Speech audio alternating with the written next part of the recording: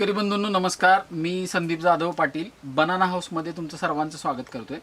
निव्वळ tissue culture केळी रोपांचा पुरवठा करणं इतकाच आमचा उद्देश नाही, तर त्यासोबत एक खात्रीशीर मार्गदर्शन देणं हा पण आहे.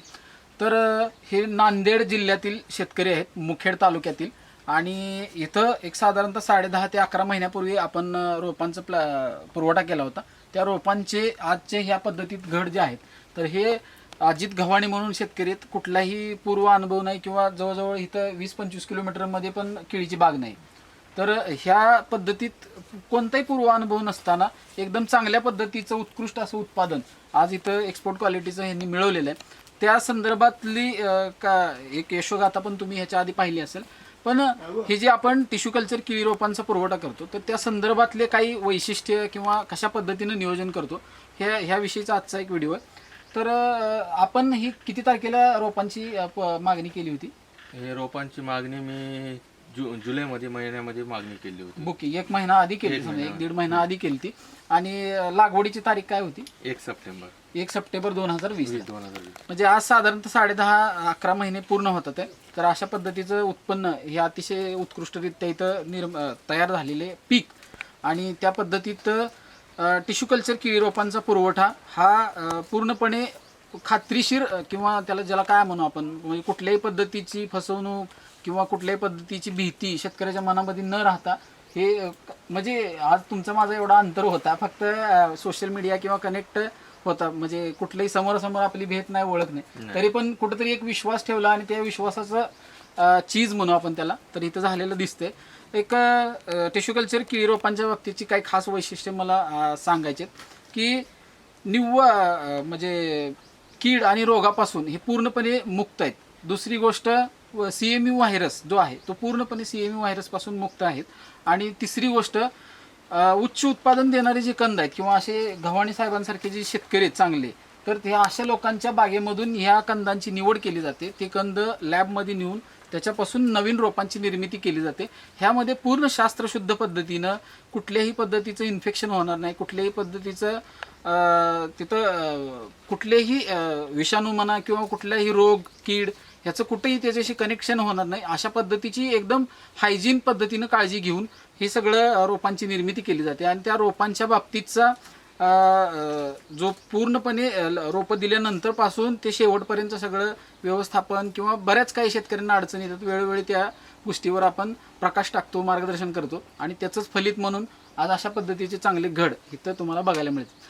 सगळ्यात महत्त्वाचा मुद्दा एक आहे की आपण कोणी एजंट नाही आहे, दुसरी एजंट नाही आहे. कारण काय असतं की एजंट लोक असाल किंवा तर थोडा शेतकऱ्याच्या मनामध्ये अविश्वास निर्माण होतो. म्हणजे ह्या कंपनीची सांगून दुसऱ्या कंपनीची किंवा एक व्हरायटी सांगितली आणि दुसरीच पाठवली असं पण होऊ शकतं. तर त्यामुळं थेट कंपनीकडून शेतकऱ्याच्या बांधावर 30 दिवसापूर्वी जर बुकिंग केलं तर आपण ते केळी रोपांचा पुरवठा करतो. आणि ह्या सगळ्या पद्धतीत जर शेतकऱ्यांना असे आधी शेतकऱ्यांचे प्लॉट बघा, म्हणजे जे काय म्हणू आपण त्याला प्रत्यक्षरित्या जर बघणं शक्य नसेल तर असंख्य प्रमाणात यूट्यूबर पण अशा शेतकऱ्यांच्या मुलाखती यशस्वी शेतकरी आहेत, तर त्यांचे पण तुम्ही व्हिडिओ बघू शकता, त्याच्यावर विचार करू शकता आणि त्याच्यानंतर केळी रोपांचं बुकिंग करू शकता.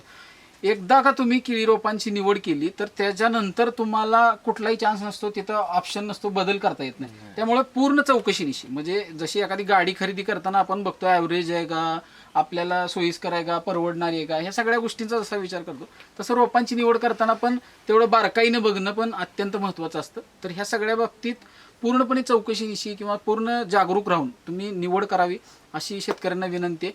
ज्या शेतकऱ्यांना प्रत्यक्ष प्लॉट बघायचे असतील ते अशा शेतकऱ्यांचे नंबर तुम्हाला दिले जातील, किंवा अशा शेतकऱ्यांची यूट्यूबवर असंख्य व्हिडिओ आहेत, ते बघून सुद्धा तुम्ही त्याच्यावर विचार करून तुम्ही केळी रोपांचं बुकिंग करू शकता.